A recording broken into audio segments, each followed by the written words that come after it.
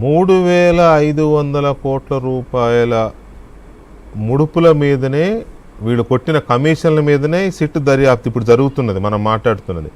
మీరు బాగా స్టడీ చేశారు, నాకు తెలుసు. అదాన్ డిస్టిలరీ ఎవరు, దాంట్లో డైరెక్టర్లు ఎవరు, ఎక్కడెక్కడి నుంచి వచ్చారు, అంతా స్టడీ చేసి ఇన్వెస్టిగేట్ చేసి మీరే బయట పెట్టారు అప్పట్లో కదా. కాబట్టి 3,500 కోట్ల రూపాయల కమిషన్ల మీదే సిట్ దర్యాప్తు జరుగుతోంది. కానీ 35,000 కోట్ల రూపాయలు ప్రభుత్వానికి రావాల్సిన రెవెన్యూ ఎటుపోయింది అనే దాని మీద దర్యాప్తు మరి ఇనిషియేట్ చేశారా లేదా అనేది నాకైతే తెలిసి లేదు. తర్వాత 98,000 కోట్ల రూపాయల క్యాష్ ట్రాన్సాక్షన్స్ మీద ఎక్కడ స్టార్ట్ అవ్వలేదు. ఏదో ఈడీ వస్తోంది, అన్ని లిస్ట్ తీసుకుంటోంది అన్నారు, కానీ స్టేట్ గవర్నమెంట్ సైడ్ నుంచి ఏమైనా ఉందా లేదా అది మీరు చెప్పాలి.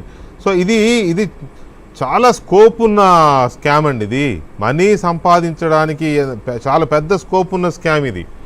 దీంట్లో ఎందుకు ఆఫ్టర్ ఆల్ ఒక పీనట్ 3,500 కోట్లు అనేది ఒక పీనట్ వీళ్ళు చేసిన దోపిడీతో పోల్చుకుంటే ఎందుకు అక్కడే ఆగిపోతోంది?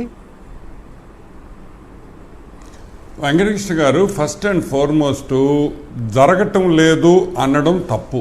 ఓకే, ఈ స్కామ్ అన్ని విధాలుగా జరుగుతుంది. కానీ సిట్టు మొత్తం రెడీ అయిన తర్వాత సిట్కి మనకి తేడా అయింది. సిట్ వచ్చి ఒక ప్రెస్ మీట్ పెట్టి మాట్లాడలేరు. అఫ్కోర్స్ జగన్మోహన్ రెడ్డి ప్రభుత్వంలో ఆ విధంగా మాట్లాడిచ్చారు, కానీ చంద్రబాబు నాయుడు గారు కానీ ఎన్డీఏ కూటమిలో అటువంటి విషయాలు జరగవు. ఈరోజు సిట్ వచ్చేసి మేము ఇది పట్టుకున్నాం అది పట్టుకున్నామని స్టేట్మెంట్స్ ఇచ్చేదానికి లేదు. Because it is already in కోర్టులో ఉన్నప్పుడు సబ్జ్యూడిస్ అవుతుంది.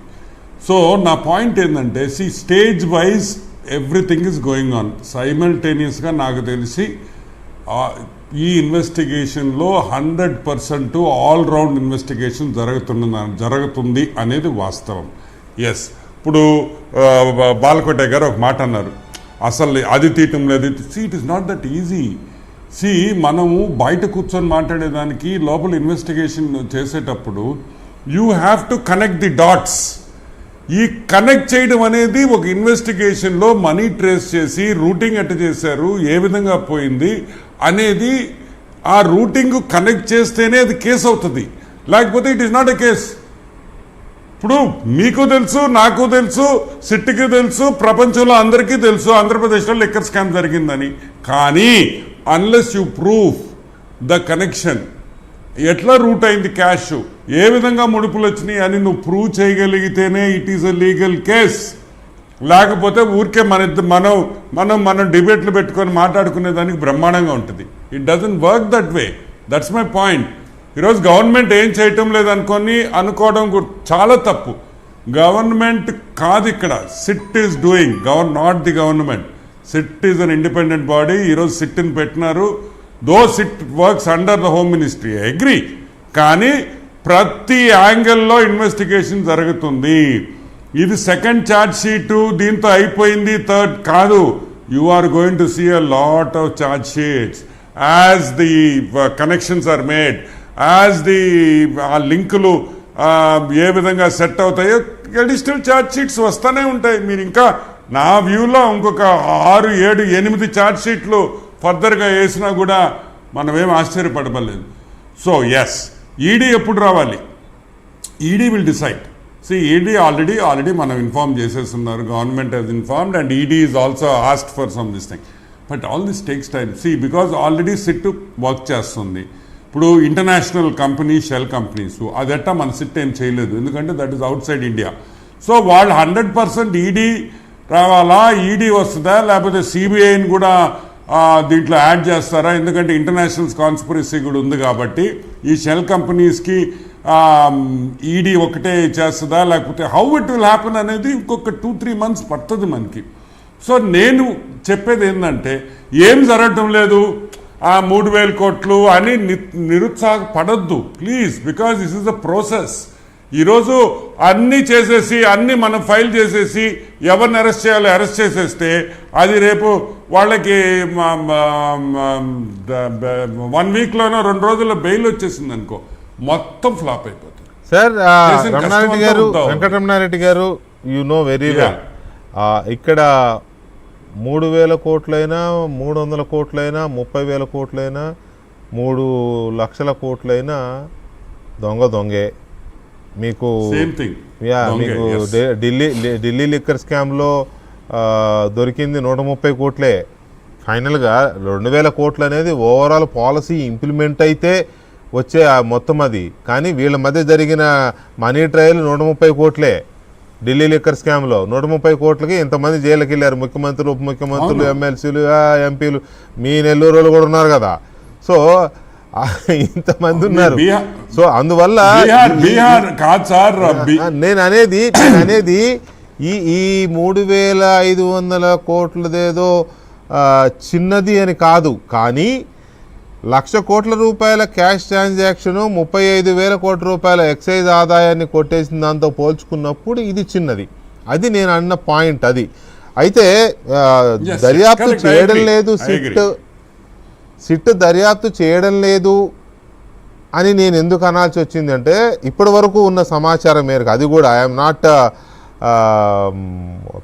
కంక్లూడింగ్ దట్, నేను కంక్లూజన్కి రాలేదు. కానీ ఇప్పటి వరకు వచ్చిన సమాచారం ప్రకారం మామూళ్ళు ఎంత మాట్లాడారు, ముందు 12% అన్నారు, తర్వాత 20% అన్నారు, డిస్టరీల యజమానులతో ఎవరు డీల్ చేశారు, కమిషన్ల పర్సంటేజ్ ఎవరు డీల్ చేశారు, ఎవరు ఫిక్స్ చేశారు, ఆ డబ్బులు వాళ్ళు ఎలా తీసుకొచ్చి ఇచ్చారు, బట్టల షాప్ వాళ్ళతో బట్టలకి ఇచ్చి తీసుకొచ్చారు, లేకపోతే బంగారం బిస్కెట్లు తీసుకొచ్చి ఇచ్చారు. అంటే ఎంతసేపు కమిషన్లు ఎలా ఇచ్చారు అనే దాని చుట్టూనే దర్యాప్తు జరుగుతోంది. కానీ ఎక్సైజ్ ఆదాయానికి, ఖజానాకి అంటే ట్రెజరీకి రావాల్సిన రెవెన్యూ ఎక్కడ పోయింది అనే దిశగా ఎక్కడా రాలేదు ఇప్పటి వరకు. బడ్జెట్లోకి రాకుండా పోయిన రెవెన్యూ గురించి ఎక్కడా చర్చకు రాలేదు ఇప్పటి వరకు. You know very well as educated man, right? ఆ చర్చ రాలేదు కాబట్టి ఈ దర్యాప్తు అటు ఇంకా ఆ దిశగా వెళ్ళలేదేమో నేను అనుకున్నా. ఒక ఇన్నోసెంట్ మ్యాన్ నేనేమంటానంటే వెంకటకృష్ణ గారు, సిట్ డైలీ రిపోర్ట్స్ రిలీజ్ చేయలేదు. అండ్ ఇంకొకటి ఎన్ ఎలిమెంట్ ఆఫ్ సర్ప్రైజ్. ఇప్పుడు మనం ఇంట్రాగేషన్ చేసేటప్పుడు ఇప్పుడు వెంకటకృష్ణ గారు నాకు చెప్పింది ఆన వెంకటరమణారెడ్డికి చెప్పరు అట్లా. సో అవన్నీ బయటకు వచ్చేసి మేము ఈ విధంగా చేస్తున్నాము అని చెప్పేస్తే ఇంకా వాళ్ళని సస్పెక్ట్స్ని ఇంట్రాగేట్ చేసేటప్పుడు ఆల్రెడీ ఇప్పుడు ఏమంటున్నారు, నాకు తెలియదు, నేను లేను, నాకు గుర్తులేదు, అయ్యే మాటలు వస్తాయి. సో చాలా వరకు సిట్ కూడా ది కెనాట్ రివీల్ కదా, బయటకు పెట్టలేరు.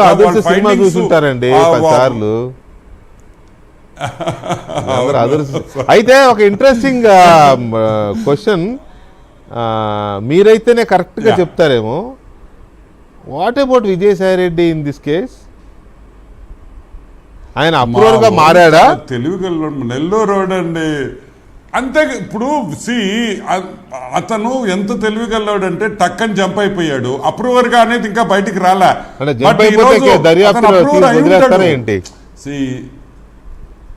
అంటే అది జ్యుడిషియల్ సిస్టమ్ లో ఉంది కదా. మేబీ కదా అతను